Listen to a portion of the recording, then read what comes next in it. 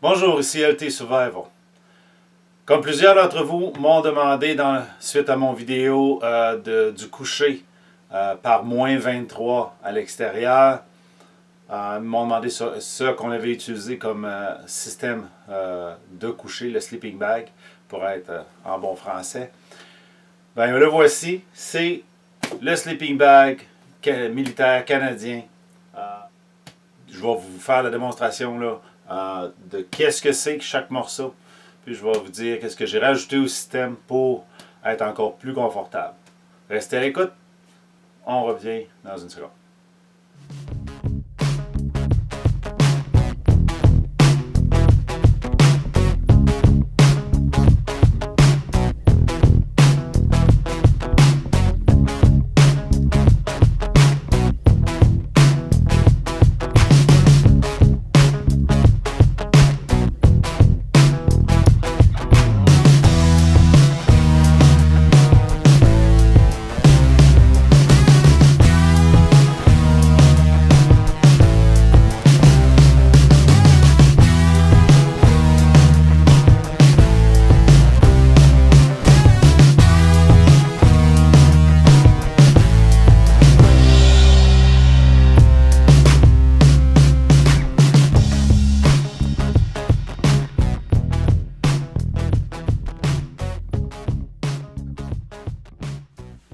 On est de retour. Dans les poches ici, on a le système de coucher extérieur des Forces armées canadiennes. Donc un système multiniveau où on peut adapter le sleeping bag. À l'intérieur de la poche, j'ai le liner qui touche ma peau, donc le coton dans lequel on couche. Ensuite, le sleeping bag interne, l'externe, le capuchon qui protège notre tête parce que dans le sleeping bag n'est pas intégré le capuchon. Et le BV bag qui sert à isoler le sac lui-même de l'extérieur pour pas qu'il devienne mouillé. C'est pas un système compact comme vous voyez, c'est une méga poche. C'est pas le plus léger des systèmes. C'est vraiment un système qui est quand même heavy duty. Là. Il sert dans l'Arctique autant qu'ici au Canada. Donc on adapte les quantités de sleeping bag qu'on amène en fonction de la température. Allons voir à l'intérieur. Comme vous voyez, toutes les straps ont été attachées. C'est un sac à compression. Allons voir à l'intérieur et je vous reviens avec mes commentaires quand j'aurai sorti le sleeping bag.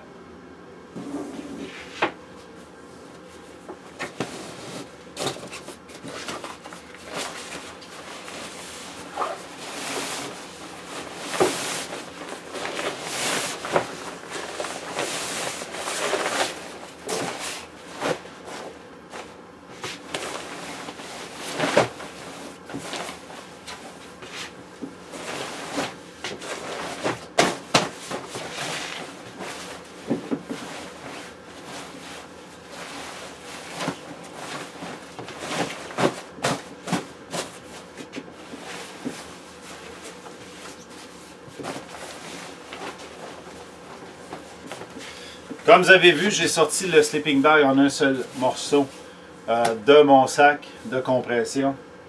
Et puis j'ai l'enveloppe BV ici, qui est une enveloppe Gore-Tex. Un simple sac, pas d'ouverture, vraiment peu complexe, léger. Mais un seul défaut. Quand il faut embarquer dedans, c'est compliqué. Donc ça devient difficile de manœuvrer. C'est mieux que c'était d'avoir le sleeping bag qui touche à terre, mais c'est pas le Klondike là, au niveau de l'espace pour embarquer dedans. Un gars de ma stature, 5'11", 200 livres, là, puis je suis pas le plus gros. C'est vraiment pas confortable des fois. C'est vraiment difficile. Il y a même un cordon pour pouvoir fermer le sac autour de la tête là, pour pouvoir protéger le cou puis derrière la tête. Je n'ai jamais réussi à l'utiliser vraiment à date. C'est sûr que je ne pratique pas toutes les semaines avec. Là. Fait que je vais continuer à sortir le sleeping bag de là, puis on va voir chacun des morceaux par la suite.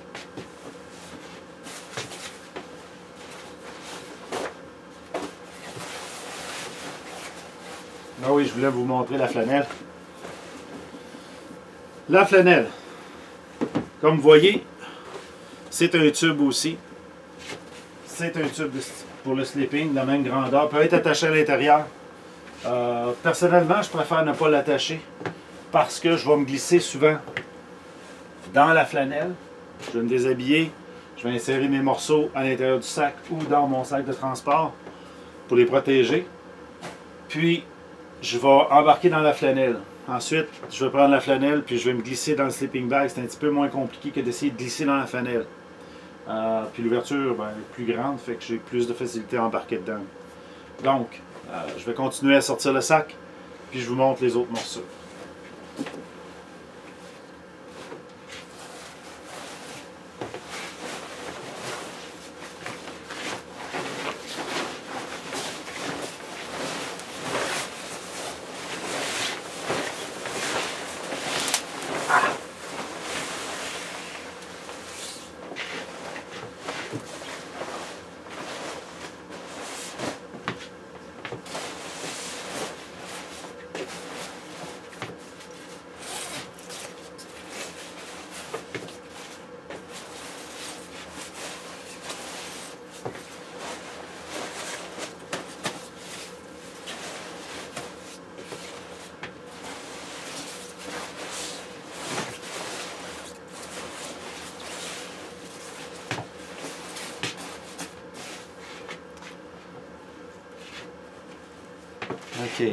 OK, on voit.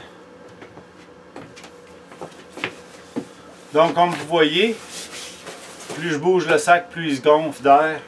C'est le principe là, de tous les sacs de ce type-là. Les deux morceaux sont attachés ensemble, on le voit ici. Donc, chacun des morceaux est attaché avec un nœud plat, là, pas compliqué, on fait un nœud ordinaire pour pouvoir avoir le sleeping bag. Ensuite, la flanelle qu'on va placer par-dessus pour nous rentrer dedans. Il y a aussi des attaches partout, comme vous voyez, au pied. C'est pour ça que je ne trouvais pas l'ouverture. Au pied, partout, pour que l'ouverture coïncide avec le sac. Souvent, ces sacs-là sont faits pour être ouverts sur le côté, un ou l'autre, on peut se placer. Parce que l'espace pour les pieds ici est comme rectangulaire. Donc l'espace sur nos pieds est ici. Okay. Oui, il y a une autre attache à l'extérieur, comme si on pouvait l'attacher dans un autre sac. J'en ai jamais vu de troisième qu'on pouvait rajouter par-dessus. C'est d'ailleurs les seuls, c'est peut-être aussi pour attacher le sac ensemble, ce qu'on ne fait jamais d'ailleurs. Fait qu'on va le suspendre par là, quand on en a besoin vraiment, mais c'est des attaches qui probablement à l'origine étaient pour comprimer le sac lui-même. Donc la flanelle, comme je vous disais, j'embarque dans ma flanelle pour ensuite glisser dans mes deux sacs. Souvent ici, je vais placer les vêtements de corps. Je vais descendre, là, on va se déshabiller dans ces sacs-là jusqu'à notre lifa, là, l'habit de corps qu'on a. Peut-être garder nos bas quand il fait vraiment froid. Mais on va mettre notre spare pour le lendemain pour faire un change dans le sleeping bag pour le garder au chaud. Parce que quand il fait moins 40, c'est pas agréable d'embarquer dans ça. Au pire, on va descendre sur les liners. Les bas sont en deux systèmes. Je vous les montrerai ou ça dans une prochaine vidéo. Et puis, on se glisse dedans. Et pour finir, pour bien dormir, ça nous prend un petit capuchon. Celui-là date de 1988. Hein? Comme vous voyez, oh boy, la lumière est forte. 1900, ici, là, 88. Donc, c'est un capuchon qui va sur les épaules. Donc, pour le cinéma, je vais le mettre. Je vais m'avancer un petit peu. Je vais le mettre. C'est pas le plus beau vêtement. Les lunettes ne fitent pas dedans non plus. Deux sangles élastiques pour aller sous les bras. Ensuite, on embarque le capuchon. Donc, le capuchon est attaché à nous. Et, comme vous voyez, il descend sur les yeux. Fait que dans le campement, ils peuvent avoir de la lumière. Velcro ici. Velcro là. Et voilà. On respire à l'extérieur. Donc, toute notre humidité va sortir à l'extérieur du sleeping bag. pas dans le sleeping bag. Puis on va avoir une certaine noirceur là, dans la tente. Il faut penser qu'en Arctique, les fanaux et poêles vont rouler en continu. Donc, on va avoir de l'éclairage. Puis quand on veut dormir, puis qu'il y en a un qui est en watch, il veut voir de quoi pour allumer le feu. Donc, nos tentes arctiques sont vraiment compactes là, pour la quantité de personnel. Ça, c'est le capuchon qui garde notre tête au chaud, qu'on porte à l'intérieur du sac. Je vais remettre mes lunettes, sinon je ne vois rien. On zip le sleeping bag. Vous voyez des doublures, là, des panneaux à l'intérieur. Oh, ça complique un peu le zippage. Ce qu'on fait en général, on va zipper l'extérieur. On va zipper la partie extérieure de l'intérieur. On va venir zipper notre sleeping bag. J'ai toujours réussi à zipper celui-là.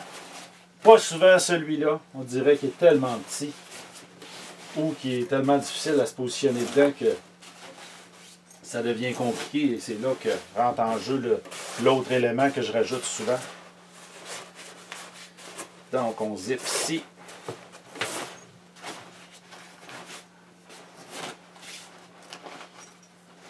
Et on se ramasse comme avec un sarcophage avec notre tête ici. Et on met le beef bag après. C'est-à-dire que le beef bag est déjà installé. Puis là est la question, il faut réussir à embarquer un sac sur l'autre tout en étant à l'intérieur du sac, ce qui est compliqué. Puis comme le beef bag n'a pas d'ouverture de zipper comme ça, ben tu n'as pas de place pour bouger. Tu ne peux pas le pré-étendre, fait qu'il faut que tu l'aies en dessous des fesses. Puis là, il faut que tu le remontes, tu le remontes, tu le remontes. Tu t'enveloppes toi-même dans un beau petit cocon.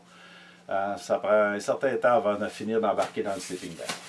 Une fois qu'il est fermé, on a notre matelas en dessous, notre matelas pneumatique. Ici, qui est dans le sac. Juste pour vous montrer rapidement à quoi il ressemble. J'en ai un qui est quasiment gonflé. Donc ça c'est... Ça ressemble à un thermarest, mais de moins, je dirais de moins grande qualité. Ça, souvent, on va l'insérer dans le beef bag aussi. De cette manière-là, il va tourner avec nous pour pouvoir là, rentrer dans le sac. Le problème avec celui-là, c'est la valve. C'est pas la même qualité de valve que chez Thermarest, donc ils finissent par briser. Souvent, ils ne gonflent plus et ils ne gardent plus leur gonflage. Donc, ils sont tout le temps gonflés, ils dégonflent tout le temps. Fait que ça devient pas très... c'est pas le meilleur produit qu'ils ont produit. Quand ils sont neufs, ils fonctionnent bien. L'été, ils fonctionnent relativement bien. Là, la raison pour on n'a plus besoin. Et puis, souvent, on se ramasse au sol directement. On a quand même une bonne isolation. Quand j'arrive pas, souvent quand je vais dormir dans ce système-là, j'arrive pas à fermer le zipper à l'intérieur. Je suis quand même pas tout petit. Là. Et puis, je compense l'ouverture par la Ranger Blanket. Vous l'avez vu souvent, là, vous commencez à le voir dans les vidéos. Je me sers beaucoup du Poncho Liner ou Ranger Blanket. C'est la même chose. Ça dépend s'ils viennent de l'armée ou des Rangers. C'est une couverte qui est en isolant synthétique. Que je glisse à l'intérieur du sleeping bag, que je vais mettre devant moi, dans la partie où le zipper est ouvert, ce qui va garder la chaleur. C'est chaud, c'est léger, l'été c'est frais, donc c'est une excellente couverte. C'est grand en masse pour pouvoir s'envelopper dedans. Ça m'est arrivé de dormir là, à l'intérieur juste avec ça, là, comme sleeping bag. Donc, une épaisseur. 2 épaisseurs, comme vous voyez, des changements de couleur dépendant de l'année de fabrication du sleeping bag, dépendant de quand c'est fait. Celui-là ici a été fait en 2006. Celui-là a été fait en 89. Ils ont une bonne durée de vie. Là, Liner 2008, probablement la pièce qui s'use le plus vite. 88, le hood. Et le sac de transport imperméable qu'on a. Imperméable tant qu'il n'est pas trop usé, là, on s'entend. Tous les sacs comme ça viennent par laisser passer de l'eau. Souvent, ça, on va s'en servir comme oreiller. On va mettre notre jacket. Tout ce qu'on ne se sert pas, là, qui est jacket extérieur, pantalon devant, pantalon doublé, on va les mettre à l'intérieur. Puis ça va nous faire un oreiller qu'on va utiliser quand on va dormir. Cette surface-là est relativement froide. Si on a le hood, c'est pas un problème. Sinon, on va souvent avoir soit l'écharpe ou un chemin qu'on va mettre par-dessus pour nous isoler du sac. On vous revient dans quelques minutes avec le retour dans le sac du sleeping bag.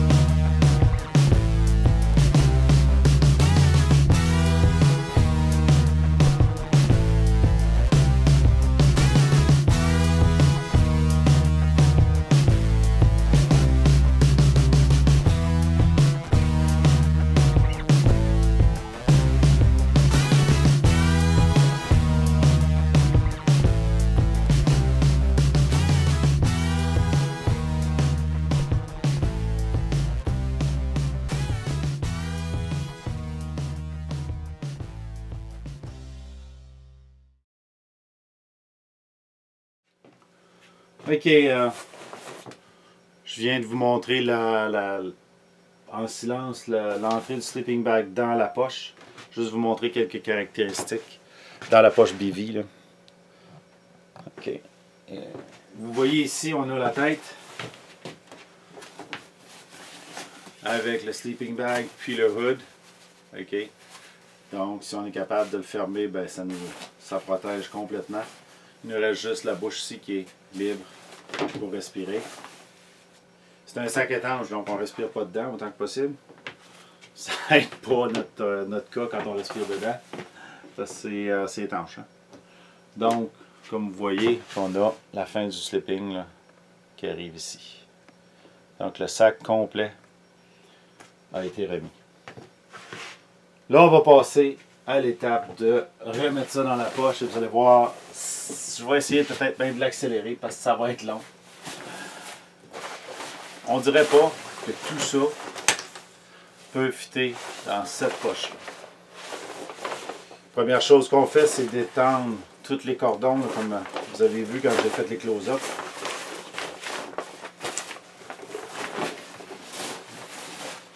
Puis une chose qu'il faudrait faire, c'est évacuer l'air. Fait que la première chose qu'on va faire, on va le rouler juste pour se donner une chance, là, sortir de l'air du sleeping. On ne repose pas rouler.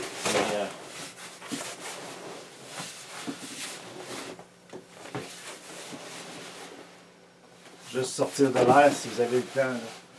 Ça vous facilite la vie pour vous battre avec le sleeping. On reprend la poche. On s'assure que le... En fait, on va s'assurer que les sleepings sont défaits et que notre liner est étendu partout. Puis on va mettre le hood dedans.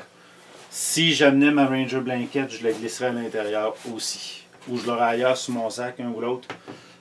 Des fois, je ne la mets pas dans la poche. Là, je commence à avoir du stock. Puis j'ai aussi un ground sheet normalement que je fit dans cette poche-là. Tout ça ensemble, là, la poche bien pleine, c'est terrible. Donc, on a enlevé une partie de l'air de notre sleeping bag. Je vais essayer de rester dans le champ.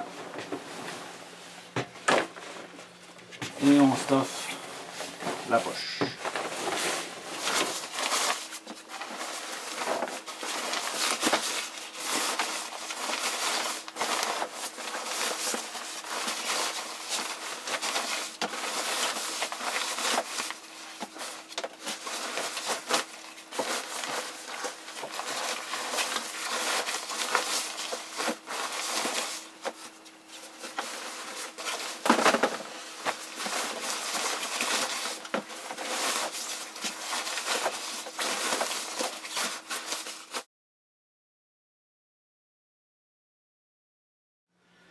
Vous voulez garder un peu de bivy bag là, quand vous allez pousser le sleeping bag à l'intérieur de la poche parce que vous voulez l'envelopper, vous voulez qu'il reste étanche à l'eau. Cette poche-là ne l'étend pas à 100%. Pas toujours en tout cas. Donc on va pousser le sleeping bag à l'intérieur puis on va aller finaliser après. Et c'est là que ça devient compliqué.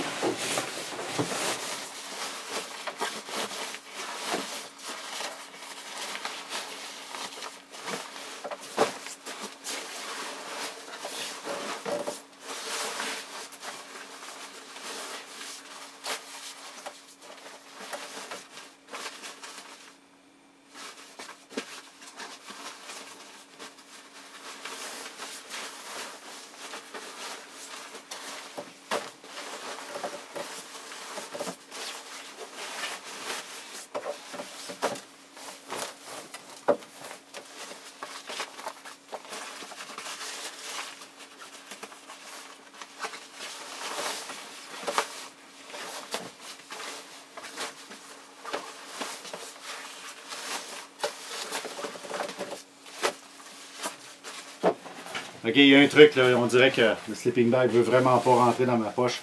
Puis si j'avais déjà autre chose dedans, ce serait encore plus compliqué. Il y a un truc, ok? Avant de rentrer tout ça, on va s'asseoir sur le sac. Donc, je vais simplement me coucher ici dessus, là. Vous allez voir, ok?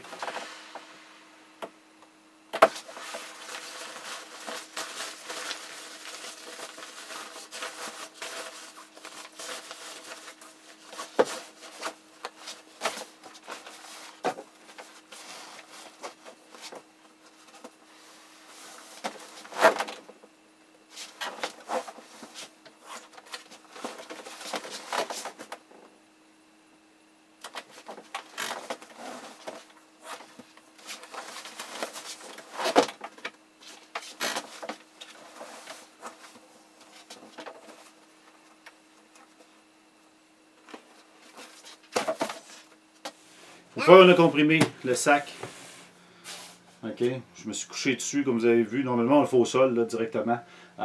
Pour s'asseoir sur le sac, ça va plus vite là, que de juste s'accoter dessus. J'ai pas de table normalement, je fais ça direct au sol. Donc on va comprimer le sac, on va tendre les binders, puis on va ensuite attacher la boucle de plastique puis venir faire une loupe ici juste pour garder notre lacet tranquille. Une fois qu'on est fermé comme ça, c'est pour ça qu'au début je l'ai fermé ici, pour pouvoir laisser de l'air sortir du DV bag. Sans ça, ça devient impossible là, de comprimer. Juste le sleeping bag, c'est déjà beaucoup. Imaginez, je pourrais avoir le ground sheet en plus dans cette poche-là que je n'ai pas actuellement. Puis des fois, on mettait même le sleeping bag avant qu'on ait des poches de transport. Donc, le restant du DV bag, je vais le comprimer encore un peu.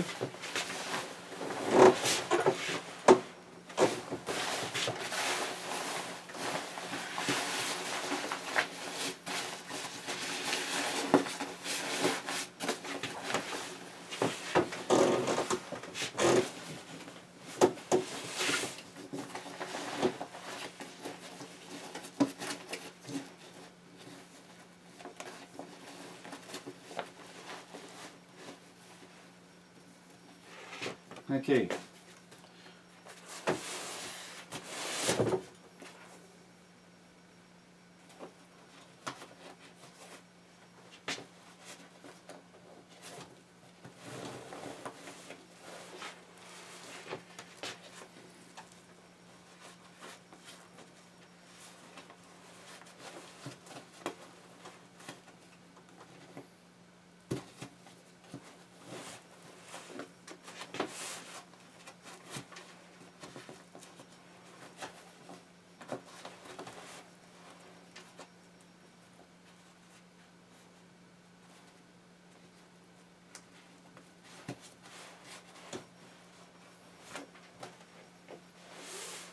Comme vous avez pu voir, j'ai attaché la première corde avec simplement avec une boucle, okay, que je puisse le débrancher rapidement. Mais la deuxième, j'ai fait plus un nœud DVD.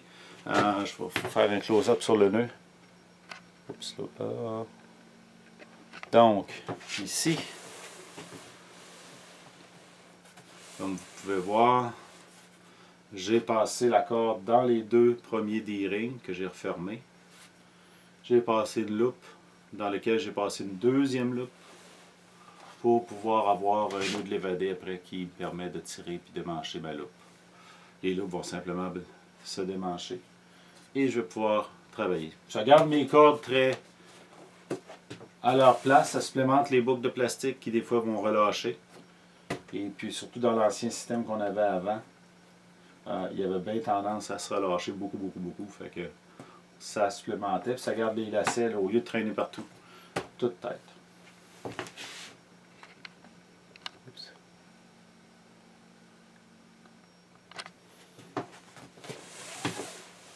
Pour terminer le vidéo, voilà, c'était le système de sleeping bag canadien. C'est pas le plus léger, par contre, il est très chaud. Il est fait pour l'Arctique. C'est vraiment pas le plus compact, le plus léger, mais c'est quelque chose que vous pouvez trouver dans des surplus à des prix raisonnables. Si vous avez aimé ce que je vous ai ou si vous avez des questions, n'oubliez pas, dans les commentaires en bas, vous pouvez me laisser les commentaires, j'essaie de toutes les répondre. Cliquez sur le pouce pour donner un j'aime aux vidéos. Partagez-le, invitez vos amis à venir sur la chaîne.